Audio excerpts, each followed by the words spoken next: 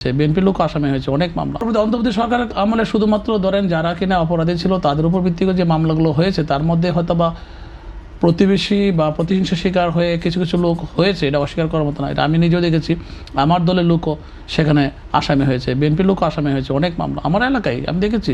সে শেখ হাসিনা সহ 7 জনের নাম দিয়ে পিছনে ঢুকে দিয়ে হয়েছে অন্য কাউকে।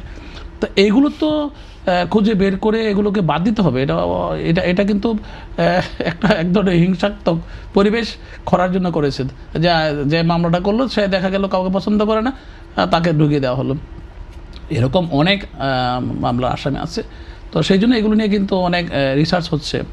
আমরা কিন্তু আমাদের সরকার কিন্তু রিসার্চ করে করে এগুলোকে বের করে দেওয়া দিয়ে মূল প্রকৃত মানে আসামি যারা তাদেরকে খুঁজে বের করার জন্য কিন্তু কাজ চলছে।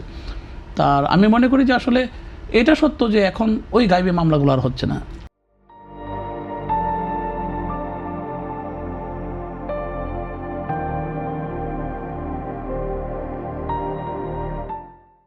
যে জানে না কেউ হুট করে একটা গাইবী মামলা হয়ে গেল, এগুলো কিন্তু এখনো হচ্ছে না। এখন যে মামলা হয়েছে সে মামলা থেকে প্রকৃত আসামিকে রেখে বাকিগুলোকে চার্জশিটে বের করে দেওয়ার জন্য সেই প্রক্রিয়াতে কিন্তু চলে যাচ্ছে। তার মানে কি আগামী দিন আমরা গাইবী মামলা পাবো না, আগামী দিন আমরা সেই ভালো মানুষগুলোকে সেখানে প্রতিহিংসা শিকার হয়ে সে মামলায় জড়াবে না। অ্যাটলিস্ট একটু চেঞ্জ আসছে এখানে।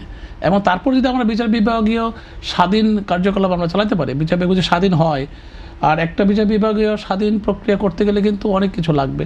আপনি আলাদা সচিবালয় করবেন, সেটারও অর্থনৈতিক ব্যাপার যে কোনো, পাশাপাশি এটা একটু রিসার্চ করে স্টাডি করে সেটাকে কীভাবে সাজানো হবে একটু সময় লাগবে। আর সরকার যেহেতু এখন মাত্র সরকার ক্ষমতা নিয়েছে, সরকার স্টাডি করে অবশ্যই অতি দ্রুত আইনের শাসন বাস্তবায়ন করার জন্য কিন্তু সেই ব্যবস্থা গ্রহণ করবে অবশ্যই। কারণ আমাদের মাননীয় প্রধানমন্ত্রী কিন্তু এই ব্যাপারে যথেষ্ট সোচ্চার আছেন। ওনার মানসিকতা, উনি প্ল্যান নিয়ে এসেছেন, উনি যে স্বপ্ন দেখছেন দেশের মানুষের জন্য, দেশের জন্য, সেটা বাস্তবায়ন করতে গেলে আইনের শাসন বাস্তবায়ন না করে কোনোদিন সম্ভব হবে না। নিরপরাধ মানুষকে আপনি অপরাধী করবেন আর অপরাধীরা পার পেয়ে যাবে, সেটা কিন্তু হবে না। তো সবচেয়ে বেশি যে সমস্যাটা আমাদের এলাকাতে আছে সেটা হলো মাদক নিয়ে। মাদক যেভাবে ছড়িয়ে গেছে, আপনি সব কিছু সমাধান করতে পারবেন, মাদকটাকে আপনি কীভাবে সমাধান করবেন? এই মাদক মামলার আসামি যেগুলো আছে সেগুলো মাদক সহ ধরা পড়লেও 7 দিন পরে বেরিয়ে যায়। কেন বেরিয়ে যায়? কারা তাদের পক্ষে কথা বলে? এখানে একটা কঠিন সিদ্ধান্ত আসতে হবে সরকারকে। এটা আমি নিজেই বলছি, আমার সরকারকে, আমি সরকার লোক হয়ে বলছি।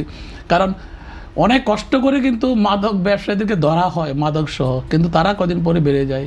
তার মানে কি মাদক ব্যবসা জীবনে বন্ধ করতে পারবেন না, আর মাদক আসক্ত লোকটাকে রাতারাতি ভালো করতে পারবেন না। আপনি আইন করে অন্য আসামি যেভাবে ভালো করতে পারবেন, মাদকাসক্ত লোককে কখনো জেনারেল লাইফে নিয়ে আসতে পারবেন না। কাজে আইনের ক্ষেত্রে